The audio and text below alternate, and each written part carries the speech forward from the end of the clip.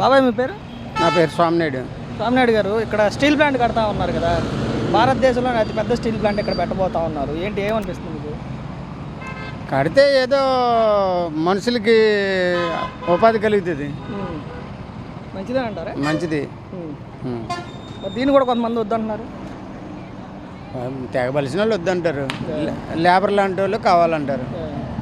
అది భారతదేశంలోనూ అతిపెద్ద steel plant కట్టుతూ ఉంటే దాన్ని అంటే అభివృద్ధిని ఒప్పుకోవాల్సింది పోయి ఆపాలి అనుకుంటే ఎట్లా ఉండొచ్చు?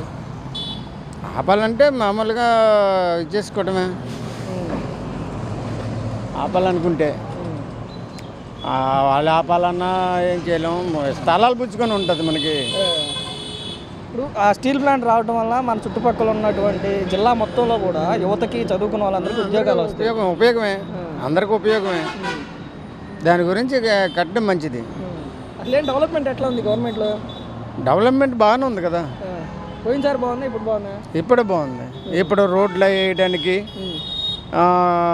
కొన్ని ఉపయోగాలు బాగున్నాయి ఇప్పుడే. అప్పుడైతే ఓన్లీ డబ్బులు ఇవ్వడానికి చూసేవాడు, ఇప్పుడైతే పనులు చేయిస్తున్నాడు. పోయిన 5 సంవత్సరాలు ఇలాంటి అంటే ఇట్లా కంపెనీలు రావడం కానీ, డెవలప్మెంట్ జరగడం కానీ, ఇంత పెద్ద పరిశ్రమలు పెడతాం కానీ ఎప్పుడన్నా చూసారు ఇక్కడ? లేదు. పరిసర ప్రాంతాల్లో లేదు అసలు. మరి అసలు వీళ్ళు ఇప్పుడు ఈ పరిశ్రమలు తీసుకురావడానికి, ఈ డెవలప్మెంట్ చేయడానికి వీళ్ళు కూటమి ప్రభుత్వం ఎలా కష్టపడుతుంటారు? లోకేష్ గారు కానీ, చంద్రబాబు నాయుడు గారు కానీ బాగా కష్టపడుతున్నారు, వాళ్ళే కష్టపడుతున్నారు. కాకపోతే అదే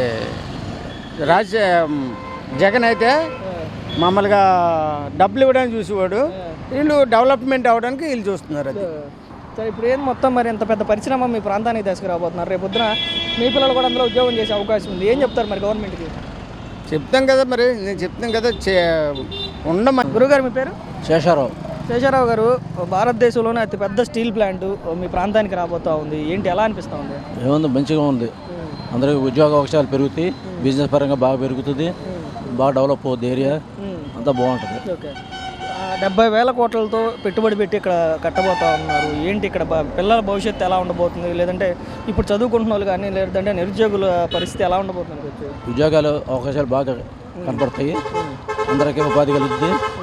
ఈ బ్యాక్వర్డ్ ఏరియా అన్నిటికీ బాగా డెవలప్ అవుతుంది, అంతా రావడం కూడా మంచిది.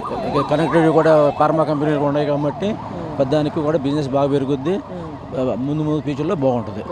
మరి దీన్ని కూడా కొంతమంది ఆపే ప్రయత్నం, లేదంటే దానిపైన నెగిటివ్గా ప్రచారం చేస్తూ ఉన్నారు. ఏం చెప్తారు? ప్రతిపక్షాల వాళ్ళు. అంటే ఇక్కడే డెవలప్ జరగాలి, ఇక్కడే అభివృద్ధి జరగాలి అని చెప్పి ఇక్కడ ఉన్నటువంటి కూటమి నాయకులు కానీ, లేదంటే హోమ్ మినిస్టర్ గారు కానివ్వండి, లోకేష్ గారు కానివ్వండి, లేదంటే మిగతా కూటమి నాయకులు కానివ్వండి, వీళ్ళ కృషి ఎట్లా ఉందంటారు? బాగుంది, వాళ్ళు తీసుకునే నిర్ణయం కూడా బాగుంది. సెంట్రల్ గవర్నమెంట్ కూడా బాగా సపోర్ట్ చేస్తుంది, అందరికి కూడా అనుకూలంగా ఉంటుంది. దీని గురించి ఎవరు కూడా ఇదే ఇబ్బంది పడాల్సిన అవసరం లేదు, దాన్ని ఆలోచించాల్సిన అవసరం కూడా లేదు. డెవలప్మెంట్ ఎట్లా ఉందంటారు? బాగుంది. ముందు దగ్గర ఒక 2 సంవత్సరాలు అవుతా ఉంది అటు ఇటుగా. ఈ 2 సంవత్సరాలు కూటమి ప్రభుత్వం వచ్చి ఎట్లా ఉంది? డెవలప్మెంట్ ఏం చేస్తారు? బాగుంది, పనులు బాగా చేస్తున్నారు. ఇంకా టైం పడుతుంది, వాళ్ళకి వచ్చి పొడి తీసుకోవాలి కదా, అంత లాస్ట్ అంతా పూడ్చుకోవాలి. డెవలప్ చేయాలంటే కొంత టైం పడుతుంది, అంతా వెయిట్ చేయాలి, చూడాలి. దాని గురించి ఫ్యూచర్లో కూడా డెవలప్ అవుతుంది, ఆంధ్రప్రదేశ్కి ఏమి ఇబ్బంది లేదు. ఇక్కడ మీ హోమ్ మినిస్టర్ గారి పరిస్థితి ఏంటి, ఎట్లా ఉంది? చాలా బాగా చేస్తుంది, అందులో ఇబ్బంది లేదు. అంటే ప్రతిపక్షాలు చేస్తూ ఉంటారు, దాని గురించి ఇది చేయకూడదు, నడుస్తూ ఉంటుంది, నడిపిస్తారు అంతే. బాబాయ్ గారు మీ పేరు? బాబురావు. బాబురావు గారు ఏం చేస్తుంటారు? నేను కూలి పని. ఏంటి మరి మీకు దగ్గరలోనే స్టీల్ ప్లాంట్ రాబోతా ఉంది. మంచిదే రావడం, కూలి ప్లాంట్ రావడం అని మేము కోరుకుంటున్నాం. కూలి ప్లాంట్ వస్తే మా పిల్లల కన్నా భవిష్యత్తులు ఉంటారు, మేము కోరుకుంటున్నాం. ఓకే, ఏంటంటే ఎట్లా ఉంటుంది అంటారు రేపు పొద్దున? ఇప్పుడు చాలా పెద్ద భారతదేశంలో పెద్ద స్టీల్ ప్లాంట్ పెట్టాలి, బాగుంటుంది అనుకున్నాం. ముందుకు వెళ్తే బాగుంటుంది అనుకున్నాం. ఇవన్నీ డెవలప్ అయితే మన ఏరియా అంతా బాగుంటుంది అనుకుంటున్నాం మేము. ఇంతకుముందు అంటే గత 5 సంవత్సరాలు ఎలాంటి పరిస్థితి ఎప్పుడు వచ్చిందా? అంటే ఇంత పెద్ద పెట్టుబడి, ఇంత పెద్ద అభివృద్ధి లేదు రాలేదు అన్నాం కదా. ఇప్పుడు ఎట్లా ఉంది? బాగానే ఉంది గవర్నమెంట్ డెవలప్మెంట్ చేస్తుంది కదా. మరి ఇక్కడికి ఇవన్నీ వస్తాయని మనం కళ్ళ అనుకోలేదు కదా. ఊహించారు అసలు? ఇట్లాంటి లేదు ఊహించలేదు. బాగుంది. మనం కాకపోయినా పిల్లలనే పోతారు కదా. ఓకే, ఇప్పుడు ఇక్కడ కట్టినంత వరకు కూడా ఇక్కడ చిన్న చిన్న కూలి పనులు చేసుకునే వాళ్ళకి కూడా ఇక్కడ పని దొరుకుతుంది. తర్వాత రాబోయే రోజుల్లో ఎవరి దాకా పని అలా దొరుకుతుంది, పని ఉంటేనే. అది దగ్గర దగ్గర ఎంతమందికి ఉపాధి దొరకవచ్చు అంటావు? అవన్నీ టాలెంట్ అది మనకు అంత ఐడియా ఉండదు కానీ పని అయితే దొరుకుతుంది. చుట్టుపక్కల ఊరు మొత్తానికి. పిల్లలకి చుట్టుపక్కల పని అనేది దొరుకుతుంది. అది గురించి ఎదురు చూస్తున్నాం మేము. ఓకే, మరి ఏం చెప్తావు ప్రభుత్వానికి ఇంత పెద్ద డెవలప్మెంట్ మీకు తీసుకొచ్చి? బాగానే ఉందని చెప్తున్నాం కదండి. ప్రభుత్వం బాగానే ఉంది. ప్రభుత్వం బాగానే ఉంది. రోడ్లు మిగతా ఇక్కడ రోడ్లు కూడా బాగానే పడ్డాయి. కొన్ని చోట్ల ఇంకా పడాలి. రోడ్లు కూడా కొన్ని రోడ్లు బాగానే పడ్డాయి, ఇంకా పడాలి. మరి రోడ్లు ఆగిపోయి మరి ఇప్పుడు ఇక్కడ స్టీల్ ప్లాంట్ కట్టడానికి భూములు ఇస్తే భూములు తక్కువ రేట్లకి ఇస్తున్నారు, లేదంటే వాళ్ళకి రాసిస్తేస్తున్నారు అన్నట్టుగా అభివృద్ధిని కూడా అడ్డుకునేటట్టు మాట్లాడుతున్నారు కదా, వాళ్ళకి ఏం చెప్తారు? కరెక్టేనా అట్లా మాట్లాడటం? కరెక్ట్ ఏం కాదు, అది కరెక్ట్ ఏం కాదు. మరి అది వాళ్ళు వేరే వాళ్ళు ఉంటారు, మళ్ళీ వాళ్ళు అడ్డలేం కదా. వాళ్ళు ఏదో నిన్ను నన్ను అడ్డం పెట్టుకొని ఏదో వాళ్ళ డబ్బులు గుంజుకోవడానికి వాళ్ళు ఏదో ట్రై చేస్తుంటారు పెద్ద పెద్దలు.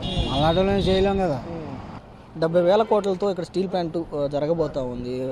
నిరుద్యోగ యువతకి ఉద్యోగాలు కల్పించబోతూ ఉన్నారు. ఏంటి, ఎలా అనిపిస్తుంది మీకు? నాకు వయసు వచ్చి ఇప్పటికి 58 సంవత్సరాలని. ఎందుకంటే ఏదైతే ఇప్పుడు విశాఖపట్నం స్టీల్ ప్లాంట్ ఉందో, విశాఖ స్టీలు ఆంధ్రుల హక్కు అని చెప్పేసి ఆ రోజుల్లో చాలామంది ఉత్తరాంధ్ర నాయకులు దీని మీద ధర్నా చేశారు. మాకు ఇలాంటి పరిశ్రమ వస్తే మా ప్రాంతం బాగుపడుతుందని. అలాగే ఈ రోజుని నక్కపల్లి హక్కు మా ఆంధ్రుల హక్కు అని మేమందరం కూడా ఏదైతే ఈ యొక్క ఉక్కు ఫ్యాక్టరీ మెట్టాల స్టీలు ఏదైతే ఈ ఉక్కు ఫ్యాక్టరీ ఉందో, ఈ ఉక్కు ఫ్యాక్టరీ వల్ల ఓన్లీ మా పాయకరపేట నియోజకవర్గమే కాకుండా ఈ యొక్క చుట్టుపక్కల ప్రాంతాలన్నీ కూడా అభివృద్ధి చెందుతాయి. అలాగే చాలామంది చదువుకున్న యువత పక్క రాష్ట్రాలకు వెళ్ళి పనిచేసుకోవాల్సిన పరిస్థితి ఉంది.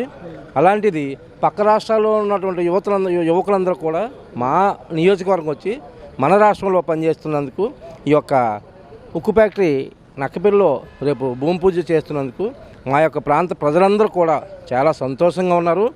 అలాగే రేపు భూమి పూజ కూడా చాలా గొప్పగా విజయవంతం చేయడానికి ఎవరైతే కేంద్ర మంత్రులు అలాగే మన ఎవరైతే వస్తున్నారో ఈ అందరి మీద కూడా మా యొక్క ఏంటి అంటే యువగలం పాదయాత్రలో లోకేష్ గారు పదే పదే హామీ ఇచ్చారు. 20 లక్షల ఉద్యోగాల కల్పనే ధ్యేయం ప్రధానంగా రాబోయే 5 సంవత్సరాల్లో అని చెప్పి. ఇప్పుడు ఈ విశాఖ ఈ స్టీల్ ఫ్యాక్టరీ కానివ్వండి, స్టీల్ కంపెనీ కానివ్వండి, లేదంటే మొన్న గూగుల్ డేటా సెంటర్ కానివ్వండి, దాన్ని ఇచ్చిన డిఎస్సి కానివ్వండి, ఇలా చూసుకుంటూ పోతే ఆయన మాట మీద నిలబడి అంటే 20 లక్షల ఉద్యోగాల కల్పన ధ్యేయంగా పనిచేస్తూ ఉన్నాడా లోకేష్?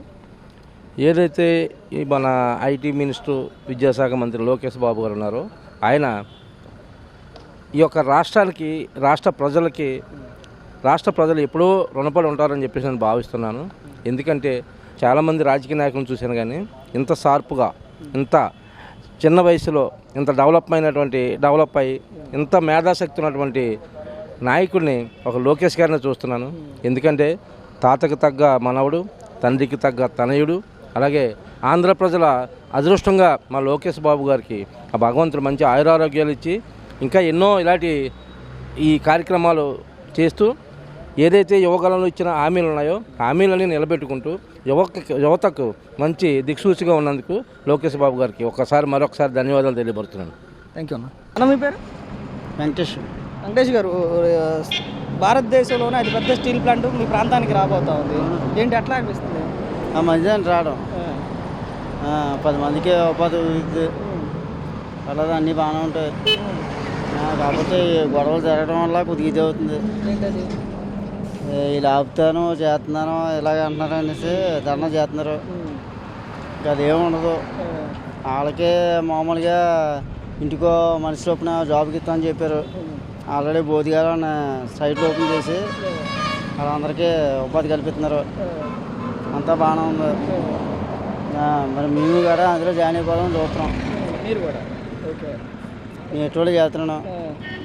కాదంటే ఇంత పెద్ద కంపెనీ దేశంలోనే అతిపెద్ద కంపెనీ ఇక్కడికి రాబోతా ఉంది. కొన్ని లక్షల ఉద్యోగాలు రాబోతా ఉన్నాయి. మరి అలాంటి దాన్ని కూడా అడ్డుకోవాలి, ఆపాలని చూడటం కరెక్టేనా? అది కరెక్ట్ కాదంటే మరి వీళ్ళకి ఏంటంటే ఉపాధి లేకుండా చేస్తారనేసి వీళ్ళు ఆలోచిస్తున్నారు. దానివల్ల ఇవి అవుతున్నాయి. దాని గురించి గొడవలు కానీ అంతకుమించి ఏమీ లేదు. అక్కడి నుంచి మొదలెట్టి ఏంపూడి దాకా మొత్తం కంపెనీ మొత్తం నేను రౌండ్ వేసాను. బండి మీద. అంత పెద్ద కంపెనీ రావటం గతంలో ఎప్పుడైనా చూసాం? లేదండి, లేదు, ఇదే ఫస్ట్. ఓకే. ఇప్పుడు భారతదేశంలో అనేక రాష్ట్రాలు ఉన్నాయి, డెవలప్ చెందిన రాష్ట్రాలు చాలా ఉన్నాయి. వాటన్నిటిని కాదని చెప్పి ఇప్పుడు ఉన్నటువంటి కూటమి నాయకులు లోకేష్ కానివ్వండి, చంద్రబాబు నాయుడు కానివ్వండి, ఇక్కడ వరకు తీసుకొచ్చారు కదా కంపెనీని. ఏంటి ఇలా కష్టాన్ని ఎలా చూడొచ్చు అంటారు? మరి అంతవరకు అయితే నేను చెప్పలేను కదండి, కానీ చేసేవాడికి అయితే మంచిగా చేస్తున్నారు, పర్లేదు, బాగానే ఉంది. కాకపోతే వాళ్ళకి మంచి జరగలేసి ధర్నా చేస్తున్నారు. దాన్ని బట్టి మేమేం మాట్లాడలేం. ధర్నా చేసిన ఆల్రెడీ వాళ్ళు ధర్నా చేసిన దాన్ని పెట్టి అన్నీ సెటిల్మెంట్ అవుతున్నాయి. రేపు పొద్దున సీఎం వస్తున్నాడు కదా, సీఎం వచ్చిన తర్వాత ఏమన్నా తేలితే దాన్ని బట్టి తెలుస్తుంది.